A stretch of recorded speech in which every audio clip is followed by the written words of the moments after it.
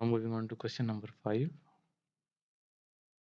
Multan Traffic Authority requires that an applicant for a driver's license answer at least 80% of the question on a written test correctly. If the test has 60 questions on it, then at least how many of these must be answered?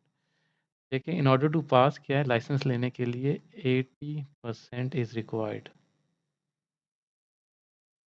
So it means 80% is required.